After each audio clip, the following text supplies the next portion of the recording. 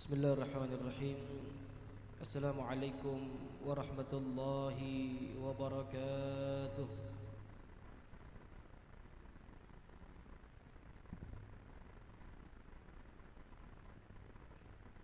Alhamdulillah. Alhamdulillahi bi ni'matihi tatimmus salihat wa bi fadlihi tanzilul barakat. Wassalatu wassalamu ala sayyidina Muhammadin سيد السادات وقدوة القادات وعلى آله وصحبه النجوم الباهرة ومن تبعه بإحسان من يوم الماضي إلى الآن. أما بعد فرب اشرح لي صدري ويسر لي أمري واحلل عقدة من لساني يفقه قولي. سبحانك لا علم لنا إلا ما علمتنا إنك أنت العليم الحكيم. لا حول ولا قوة إلا بالله العلي العظيم. أصدركم يا أهل الدرك ويا أهل النوبة ويا أهل الباطن ويا أهل النور. اللهم إنا نسألك الفتوح والمنوح والرسوخ وصلاح الجسد والروح وتوبة النسوح. اللهم ارزقنا فهم النبيين وحفظ المرسلين وإلهام الملائكة المقربين. اللهم يا ربنا ارزقنا توبة قبل الموت ورحمة عند الموت ومغفرة بعد الموت. هون علينا يا الله في سكرات الموت إنك على كل شيء قدير وبالإجابة جدير. أما بعد, yang kita hormati, kita muliakan Khadimul Masjid Al-Fadilatul Mukarram Al-Had Al-Fan Nasuha, yang kita hormati juga daripada guru kita Habib Abdullah bin Ali bin Yahya, para orang tua kami, para hadirin, hadirat, para sesepuh, bini sepuh, para pemirsa live streaming dimanapun anda berada. Alhamdulillah wa syukurillah, di malam yang penuh barakah ini kita dapat bertatap wajah kembali, kita dapat berjumpa kembali dengan rahmat Allah Subhanahu wa taala, yang semoga dengan langkah masing-masing kita lakukan dari rumah masing-masing, Allah jadikan daripada penyebab diampuni segala dosa-dosa kita. Allah angkat derajat kita, Allah kabul segala hajat-hajat kita. Amin ya rabbal alamin. Salat bertangkikan salam tak lupa pula kita haturkan kehadirat baginda Nabi Muhammad SAW beserta para keluarga, kerabat, sahabat dan pengikutnya. Semoga kita semua dicatat oleh Allah Subhanahu wa taala daripada deretan umat baginda Nabi besar Muhammad sallallahu alaihi wasallam yang berhak mendapatkan syafaatul uzma di hari kiamat nanti. Amin amin ya rabbal alamin. Hadirin hadirat rahimakumullah, sebelum kita mulai pengajian daripada ta'lim kita di malam yang penuh barakah ini, Al-Faqir ingin mengucapkan jazakumullah khairal jaza, daripada ucapkan terima kasih kepada para hadirin hadirat rahimakumullah yang mungkin dengan doa daripada yang antum munajatkan, doa yang dipanjatkan untuk kami semua daripada keberangkatan haji kami kemarin. Alhamdulillah wa syukurillah, perjalanan daripada ibadah haji yang telah kami lalui selama 1 bulan lebih berjalan dengan lancar. Alhamdulillahi rabbil alamin. Jazakumullah khairul jaza. Semoga apa yang telah antum daripada munajat kepada Allah Subhanahu wa taala semua dibalas oleh Allah Subhanahu wa taala. Amin amin ya rabbal alamin. Masya-Allah, kemarin kita wukuf di padang Arafah. Masya-Allah, begitu panas ya, tapi alhamdulillah masih terasa nikmat, masih terasa enak, enggak terasa teriknya matahari. Alhamdulillah. Ya, ini merupakan doa daripada jamaah semua, doa daripada hadirin hadirat semua, sehingga para jamaah tenang, enak menjalankan daripada ibadah wukuf di padang Arafah. Jazakumullah khairal jaza. Alhamdulillah wa syukurillah, semua dalam keadaan sehat afiat, semua dalam keadaan lancar, semua dalam keadaan juga tenang. Ini merupakan enggak lepas daripada doa para hadirin hadirat semuanya. Jazakumullah khairal jaza. Baik hadirin hadirat rahimakumullah, kita sambung di dalam ta'lim kita dalam kitab Nasaihul Ibad. Kita pasang hati kita, kita kembali untuk mendengarkan akan nasihat daripada para ulama kita yang dicantumkan di dalam kitab Nasaihul Ibad. Bismillahirrahmanirrahim. Kita mulai di dalam maqalah yang selanjutnya. Dikatakan an ba'dil hukama, nasihat daripada orang-orang yang dekat kepada Allah Subhanahu wa ta'ala, orang-orang yang mendekatkan dirinya kepada Allah Subhanahu wa ta'ala. Mereka adalah orang-orang pilihan Allah. Ya Bu ya, orang-orang pilihan Allah. Enggak sembarang Allah memilih hambanya yang bisa mendekatkan dirinya kepada Allah Subhanahu wa ta'ala. Maka yang namanya mendekatkan diri kepada Allah Subhanahu wa ta'ala itu butuh perjuangan, butuh usaha, butuh nekat. Bukan saja berdoa, ya Allah pengen dekat diri ini kepadamu ya Rabb, ya Allah diri ini pengen jadi ahli sujud ya Rabb, ya Allah diri ini pengen jadi ahli sedekah ya Rabb. Bukan hanya sekedar doa, tapi butuh yang namanya usaha. Butuh yang namanya melawan hawa nafsu. Maka orang-orang yang sudah mendekatkan dirinya, yang mereka betul-betul menganggap bahwasanya segala sesuatunya adalah Allah Subhanahu wa ta'ala, itu merupakan orang-orang pilihan Allah Subhanahu wa ta'ala. Para wali-wali kita Masya Allah, ya, orang yang enggak peduli dengan, bahkan dengan jiwanya sendiri, enggak peduli mau sakit mau apapun, yang penting bisa di waktu malam mendekatkan dirinya kepada Allah Subhanahu wa ta'ala. Ya, artinya perlu kita ambil pelajaran dari beliau-beliau. Maka di sini orang-orang yang bisa mendekatkan dirinya kepada Allah Subhanahu wa ta'ala, banyak nasihat dari beliau-beliau dicurahkan kepada kita. Ya, jadi orang-orang kayak begitu itu beliau-beliau punya nasihat supaya orang-orang setelah beliau itu bisa ngikutin, setidaknya ada di gerbong beliau. Kalau bisa ngikutin jejak beliau, ya bagus, alhamdulillah. Setidaknya ada di gerbong orang-orang yang seperti beliau, kata beliau. Maka yang pertama, nasihat yang diberikan daripada orang-orang yang mendekatkan dirinya kepada Allah Subhanahu wa ta'ala, kata beliau, arba'atun, ada 4 perkara hasanatun yang itu baik, walakin arba'atun minha ahsan, akan tetapi 4 perkara yang lain lebih baik. Jadi Pak Bu, dalam kehidupan kita para hadirin hadirat rahimakumullah, perlu yang namanya kita pertimbangkan perkara. Ada yang disebut dengan perkara yang baik, ada perkara yang lebih baik. Jadi ada yang baik, ada yang lebih baik. Oh ini baik, oh ternyata ada yang lebih baik. Nah 4 perkara ini baik, tapi di sisi lain kata beliau ada 4 perkara yang lebih baik lagi. Kira-kira kalau ada yang lebih baik dengan yang baik, kita milih yang lebih baik atau yang baik saja? Pasti milih yang lebih baik. Pasti seseorang pengen milihnya yang lebih, milihnya yang lebih baik. Apa itu 4 perkara yang baik dan apa 4 perkara yang lebih baik daripada nasihat para ulama kita? Yang pertama, kata beliau, al-haya minar rijal hasanun walakinnahu minal mar'ati ahsanu. Rasa malu yang ada di diri seorang laki-laki itu baik. Rasa malu yang ada di dalam diri seorang laki-laki itu baik. Akan tetapi kalau rasa malu ada di dirinya seorang perempuan, ahsanu, itu lebih baik. Nah ini ya, perkara masalah rasa malu. Ini zaman yang sudah rusak kayak begini Bapak Ibu, Masya Allah. Rasa malu di mana-mana banyak yang sudah hilang.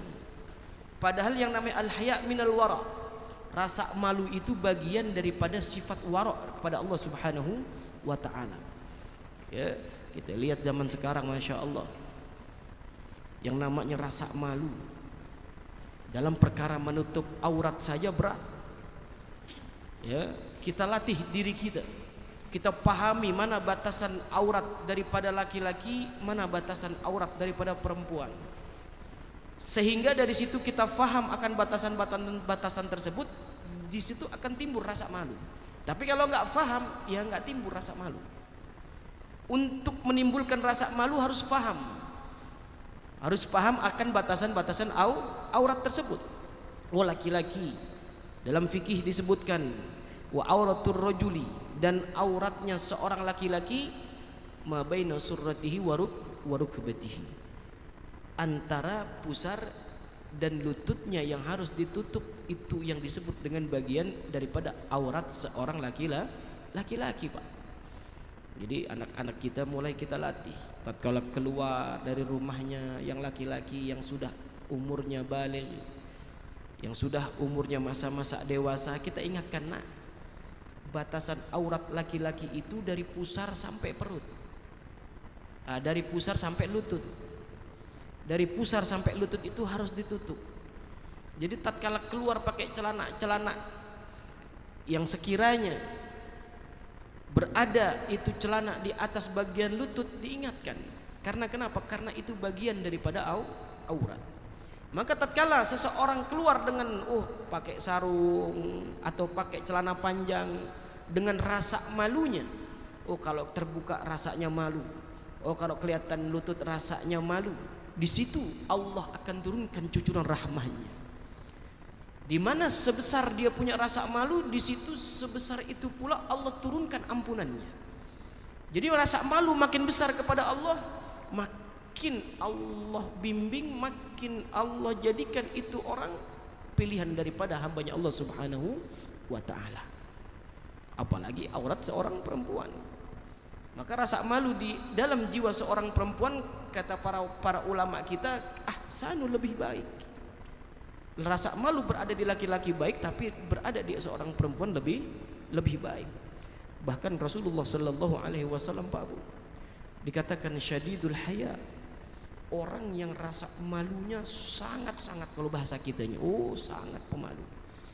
Akan dalam sebuah hadis, ya, diriwayatkan bahwasanya Rasulullah itu rasa malunya beliau, ya, lebih tinggi daripada rasa malunya seorang gadis yang lagi dipingit. Ya, lebih tinggi beliau punya rasa malu daripada seorang gadis. Coba kita pikirkan gimana rasa malu yang dimiliki oleh Rasulullah sallallahu alaihi wasallam. Beliau, Pak Bu, di umur 35 tahun suatu saat, belum jadi rasul, belum. Karena beliau diangkat jadi rasul di umur 40 tahun. Ya, Nabi Muhammad diangkat menjadi rasul di umur 40 tahun. Suatu saat di umur 35 tahun beliau tatkala sedang membantu membangun Ka'bah, merenovasi Ka'bah. Ya Pak Bu, ya, di umur 35 tahun. Udah nikah beliau sudah. Ya, di umur 35 tahun tatkala beliau sedang membantu merenovasi Ka'bah. Tatkala beliau membawa batu, Bapak Ibu, apa yang terjadi, saudara? Tatkala itu ada angin yang meniup akan jubahnya baginda Nabi. Angin meniup jubahnya baginda Nabi sehingga terbuka betisnya Rasulullah sallallahu alaihi wasallam. Kelihatan betisnya. Ya, tahu betis? Mana betis tuh? Bagian kaki belakang betis. Ya, Pak Bu, ya. Tersingkap betisnya karena ada tiupan angin. Dari situ tatkala Rasulullah sallallahu alaihi wasallam mengangkat batu, betisnya kelihatan. Rasulullah tatkala itu menjatuhkan dirinya, buru-buru menutup akan betis tersebut. Buru-buru akan menutup betis tersebut. Kenapa? Rasa malunya beliau sampai terlihat akan betisnya baginda Rasulullah sallallahu alaihi wasallam. Masya Allah. Ya Bu, kira-kira Pak, betis itu bagi laki-laki aurat apa bukan kira-kira? Batasnya aurat dari lutut sampai pusar, dari pusar sampai lutut dengkul. Kira-kira betis masuk apa enggak kira-kira? Berarti enggak masuk. Yang namanya betis berarti bukan bagian daripada aurat. Tapi segitu rasa malunya Rasulullah sallallahu alaihi wasallam, tatkala betisnya tersingkap oleh angin, ditutup langsung oleh baginda Rasulullah sallallahu alaihi wasallam. Masya Allah, ya. Beda zaman sekarang ini, Masya Allah. Jangankan laki, yang perempuan betisnya pada mejeng. Ya, ini perlu kita sadarkan kepada anak keturunan kita. Perlu kita beritahu batasan-batasan tersebut. Ya, karena daripada punya rasa malu itu bagian daripada wara. Ya, Bahkan dikatakan dalam sabda Nabi, kata Nabi Pak Bu, ad-din kulluhu fil haya. Agama itu letaknya terhadap rasa malu. Jadi orang pengen ngelihat agamanya seseorang Pak Bu, oh ini agamanya bagus apa enggak nih orang. Ya ada orang datang nih Bu, misalkan ya mau ngelamar anak ibu, pengen tahu agamanya bagus apa kagak. Ya dilihat, nah orang tatkala datang punya rasa malu apa enggak. Gampang nyeriinnya, karena kata Nabi ad-din kulluhu fil haya. Agama itu letak seluruhannya itu, globalnya itu, sebuah agama terlihat daripada punya rasa malu. Jadi tatkala seseorang makin tinggi rasa malu, agamanya berarti makin tinggi itu orang. Ibadahnya makin tinggi. Artinya dia punya rasa takut kepada Allah tinggi. Dia punya rasa takut kepada Allah hebat. Karena menganggap dirinya adalah punya Allah Subhanahu wa ta'ala. Ad-din kulluhu fil haya. Bahkan dikatakan juga dalam sabda Nabi, al-haya minal iman. Bahkan yang namanya rasa malu itu Bapak Ibu bagian daripada iman. Jadi yang namanya iman itu Pak Bu, kalau digambarkan dengan sebuah pohon, ya, yang namanya iman itu akarnya, akar pohon tatkala tumbuh itu pohon banyak cabangnya. Nah, cabangnya itu disebut akar, daripada akar punya cabang iman. Ya Pak Bu, kita gambarkan, kita bayangin pohon ada akarnya tumbuh ke atas, cabangnya banyak. Cabang-cabangnya itu adalah pendukung daripada akarnya. Ya, iman itu mempunyai 72 cabang katanya. Iman itu mempunyai 72 cabang. Di antara cabang-cabang yang 72 itu adalah al-haya minal iman. Bagian daripada menjaga keimanan kita, bagian daripada menjaga akan rasa takut kita kepada Allah adalah menjaga rasa malu. Di antara 72 cabang tuh Pak ya, kalau kita pikirkan, kita bayangkan sebuah pohon, akar punya pohon ke atas, punya cabang-cabang, ada 72 cabang. A'laha, paling tingginya ya Pak Bu ya, paling tingginya keimanan itu adalah kalimat la ilaha illallah. Jadi tatkala kita setiap subuh atau setiap sholat Pak Bu ya, setelah sholat kita baca la ilaha illallah, la ilaha illallah, la ilaha illallah, itu artinya kita berarti sudah mengupdate iman kita, kita sudah memperbarui iman kita. Karena Nabi bilang jaddidu imanakum biqauli la ilaha illallah. Perbarui iman kalian, kata Nabi, dengan kalimat la ilaha illallah. Maka para ulama-ulama kita Pak Bu, kalau lagi merasa imannya turun, kalau lagi merasa malas dalam sebuah ibadah, kurang menurun tingkat ibadahnya, ya ulama kita dikit-dikit bilang la ilaha illallah, la ilaha illallah, duduknya la ilaha illallah, dirinya la ilaha illallah, ngapain aja dikit-dikit la ilaha illallah. Bahkan Sayyidina Abu Bakar As-Siddiq radhiyallahu an, dalam riwayatnya beliau, dalam sejarahnya, biografi beliau dituliskan, Sayyidina Abu Bakar As-Siddiq beliau dalam satu harinya Pak Bu mengucap kalimat la ilaha illallah enggak kurang daripada 12.000 kali. Dikit-dikit la ilaha illallah. Ngomong sama orang, ente mau kemana? La ilaha illallah. Dari mana? La ilaha illallah. Dikit-dikit la ilaha illallah. Kenapa? Demi menjaga yang namanya akar keimanan, perlu dijaga.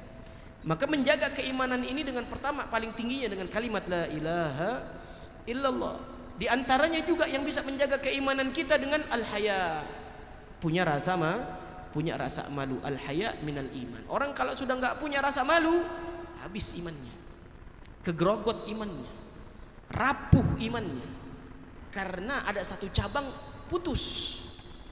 Ya, satu cabang putus, yang lainnya ikut putus. Tinggal batang doang goyang. Tinggal batang pohon saja goyang, lama-lama rubuh, ambruk pohonnya. Maka perlu dijaga akan cabang-cabangnya. Maka di antara cabang keimanan yang 72 tersebut adalah yaitu al-haya minal iman. Ya, paling tingginya kalimat la ilaha illallah. Paling rendahnya menjaga keimanan. Oh, menjaga keimanan paling rendahnya ternyata apa Pak? Wa imatatil adza minat thariq. Ya. Yang namanya menyingkirkan sesuatu dari jalan yang membahayakan, sesuatu yang membahayakan dari jalan. Oh, di jalan kita ngelihat paku, kita ambil, kita singkirkan, Bu. Di jalan ada batang pohon yang tajam, kita cabut, kita singkirkan untuk memberi keselamatan kepada orang lain yang lewat jalan tersebut.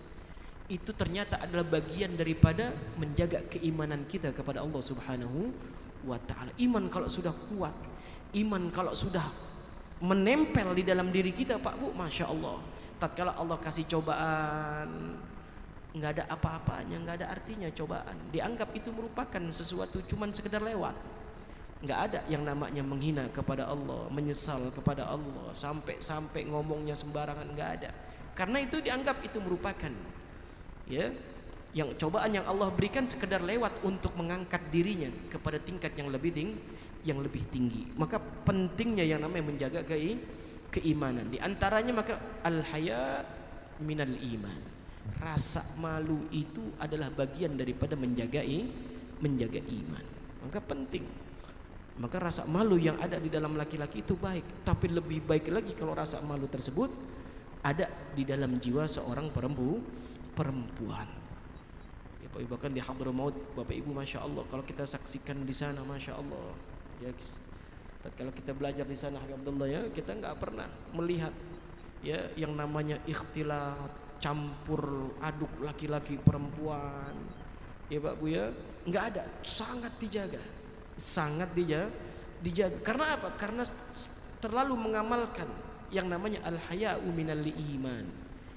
Ya, sangat mengamalkan yang disebut menjaga rasa malu itu bagian daripada iman. Sahabat terdahulu, Pak Bu, waduh, Masya Allah, ada cerita daripada Sayyidina Sa'labah radhiyallahu anhu. Ada sahabat, Bu, namanya Sa'labah. Siapa namanya, Bu? Sa'labah. Seorang sahabat Nabi, Sayyidina Sa'labah radhiyallahu anhu. Oh, rasa malunya, Masya Allah. Beliau tatkala suatu saat, Pak Bu, melewati gang. Ya, kalau kita bilang gang, sebuah rumah ada gang datang. Itu Sayyidina Sa'labah melewati sebuah gang tersebut, Pak. Suatu saat kalau beliau melewati sebuah gang, enggak sengaja beliau melihat bayangan. Beliau melihat sebuah bayangan, ya, bayangan seorang wanita. Bayangannya dua, bukan jasad aslinya. Hanya melihat sebuah bayangan bagian daripada auratnya seorang wanita. Masya Allah, Sayyidina Sa'labah cuma melihat bayangan doang, Pak Bu, yang tadinya rajin hadir majelis dengan Rasulullah. Setiap Rasulullah majelis beliau duduk paling depan. Setiap Rasulullah ngadain pengajian, pasti Sayyidina Sa'labah duduk paling depan. Setelah kejadian tersebut, sampai sehari, 2 hari, 3 hari, kata Rasulullah, "Aina Sa'labah?" Rasulullah bertanya kepada Sayyidina Umar ibn al-Khattab, "Ya Umar, aina Sa'labah? Wahai Umar, mana si Sa'labah? Kok udah lama enggak ikut ngaji? Ya, kok udah lama nih beliau enggak ikut duduk bersama kita, enggak kelihatan wajahnya." Kata Sayyidina Umar, "Ya Rasulullah, izinkan aku untuk mencari Sa'labah." Dicari Sa'labah oleh Sayyidina Umar ibn al-Khattab, datang ke rumahnya, keluarganya ditanyakan, "Aina Sa'labah? Di mana Sa'labah?" Kata keluarganya, "Beliau sudah beberapa hari enggak pulang ke rumah," kata. Itu beberapa hari enggak pulang ke rumah. Sampai ada seorang mengatakan, "Saya sekali melihat Sa'labah naik ke atas gunung beliau. Di atas gunung ada goa, beliau masuk ke goa tersebut." Tatkala mendengar tersebut, Sayyidina Umar ibn Khattab naik ke atas, disamperin betul. Di dalam gua tersebut ada Sayyidina Sa'labah radhiyallahu an, udah beberapa hari, beberapa minggu bahkan dalam riwayat, berdiam di atas gua, enggak mau turun. Kata Sayyidina Umar bin Khattab, "Ya Sa'labah, ayo turun, Rasulullah mencari engkau." Kata Sayyidina Sa'labah, "La, aku enggak mau turun. Ya, aku malu berjumpa dengan Rasulullah sallallahu alaihi wasallam." Masya Allah, malu berjumpa dengan Rasulullah sallallahu alaihi wasallam. Disampaikan kepada Rasulullah oleh Sayyidina Umar, kata Rasulullah, "Kalau begitu aku yang ke atas, Sa'labah yang turun," kata. Malu, kata Sayyidina Sa'labah, yang pada akhirnya Rasulullah naik ke atas gunung tersebut, Pak Bu, nyamperin kepada Sayyidina Sa'labah. Datang Sayyidina Rasulullah naik ke atas, ketemu dengan Sa'labah, menunduk Sa'labah. menundukkan kepalanya, diangkat kepala Rasulullah. Irfa ra'sak ya Sa'labah, angkat kepalamu, nunduk lagi. Irfa ra'sak ya Sa'labah, angkat kepalamu, nunduk lagi, sampai 3 kali. Malu menatap baginda Rasulullah sallallahu alaihi wasallam. Kata Rasulullah, malaka ya Sa'labah, ada apa dengan engkau wahai Sa'labah? Sampai segitu malunya engkau mengangkat wajahmu di hadapanku wahai Sa'labah. Apa kata Sa'labah? Kata Sa'labah, bu, ya Rasulullah, mata ini gak pantas menatapmu lagi ya Rasulullah. Mata ini rasanya tidak pantas lagi melihat jasad sucimu ya Rasulullah. Karena mata ini sudah melihat sesuatu yang diharamkan oleh Allah Subhanahu wa ta'ala.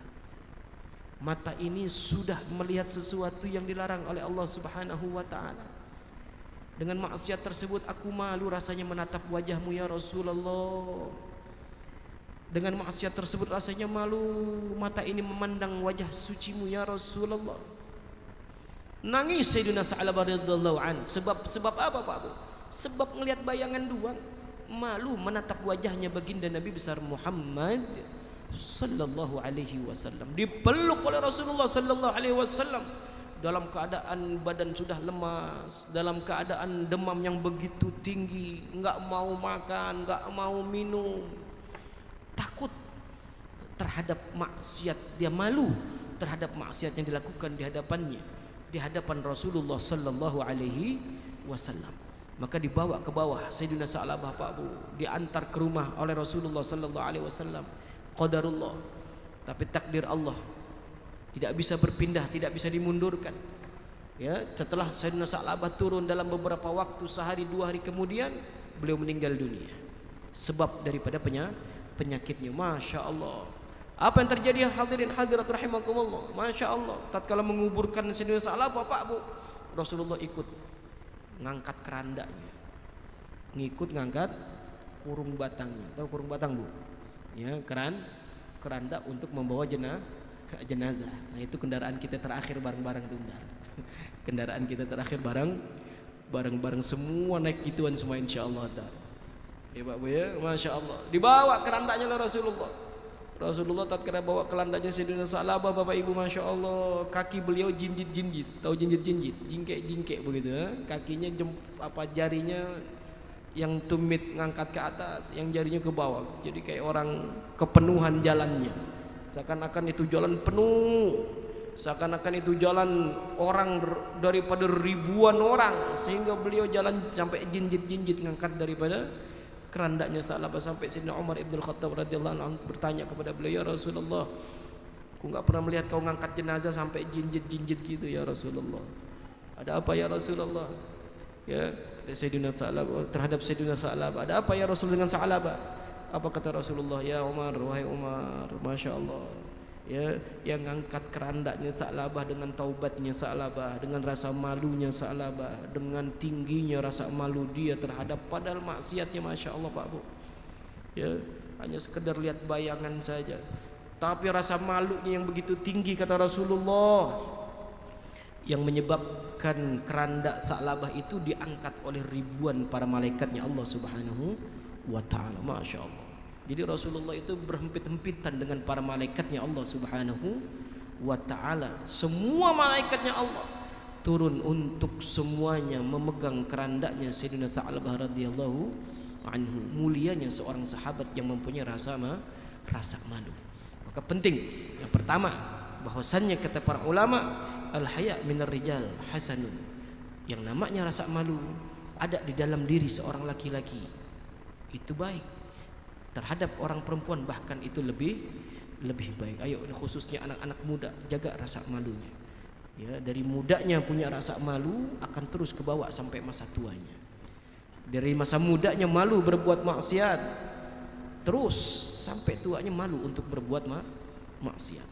Yang muda-muda jaga pandangannya, jaga hatinya, tingkatkan rasa malunya kepada Allah Subhanahu wa ta'ala. Dari muda punya rasa malu sampai tuanya akan terus ke bawah. Kalau sudah punya rasa malu, imannya akan Allah kuatkan. Akar imannya kuat, akan akar imannya menjadi kokoh. Insyaallah besok kita lanjut lagi yang kedua daripada sesuatu yang baik dan yang lebih baik dari nasihat dari para ulama kita dalam kitab Nasihatul Ibad. Insyaallah kita sambung, mudah-mudahan subhanallah subhanahu wa taala yarzuqna wa iyyakum, memberikan kita sebuah rizki, punya rasa malu dalam kehidupan kita sehingga kita bisa memperkuat akan akar iman kita. Dengan rasa malu tersebut Allah jadikan kita orang-orang yang termasuk memperkuat akar iman kita kepada Allah Subhanahu wa taala. Amin ya rabbal alamin. Ala hadhihi niyyah wa ala kulli niyyatin salihah ila hadratin nabi Muhammadin sallallahu alaihi wasallam bisirri asraril Fatihah. A'udzu billahi minasyaitonir rajim. Bismillahirrahmanirrahim. Alhamdulillahi rabbil alamin. Arrahmanir rahim. Maliki yaumiddin. Iyyaka na'budu wa iyyaka nasta'in. Ihdinas siratal mustaqim. Siratal ladzina an'amta 'alaihim ghairil maghdubi 'alaihim waladdallin. Amin. Kita minta doa kepada